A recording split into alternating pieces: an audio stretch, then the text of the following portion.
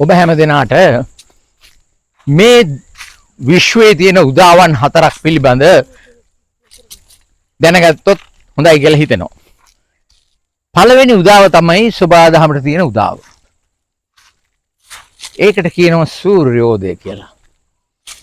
සබාදහමට තියෙන එකම උදාව සූර්යෝදය. ඒ වගේම මිනිස් දහමටත් උදාවක් තියෙනවා. ඒක තමයි සහනය උදාව.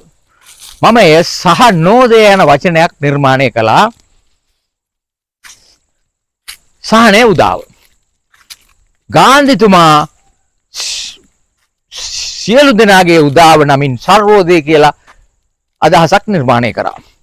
ආර්යමාත්මයා ඒක ලංකාවට ව්‍යාපාරයක් හැටියට ගෙනාවා. විනෝබා භාවෙතුමා හමු වෙලා සර්වෝදය ව්‍යාපාරය.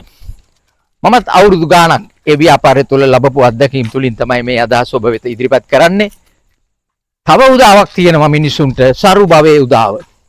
ජීවිතයට සරු භව උදා කර ගන්නට ඕනේ. ඒකට කියනවා සරුවෝදය. ඒ පිළිබඳව මම පොතක් ලියලා තියෙනවා සරුවෝදය කියලා. ඒ මං ආර්යරත්නතුමාට තමයි පිළිගන්නුවේ.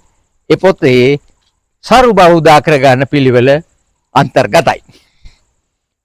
මම සහනෝදය සංවර්ධන පදනම නැමැති ආයතනයක් පවත්වාගෙන යනවා.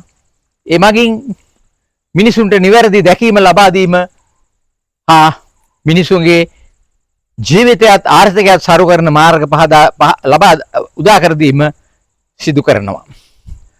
ඔබ ඕනම කෙනෙකුට නිවැරදි දැකීම තුළින් ජීවිතය සාරු කර ගන්න මා ලියලා තියෙනවා ජීවිතේ නව දැක්මක් කියලා පොතක්. ඒ පොත කියවන්න.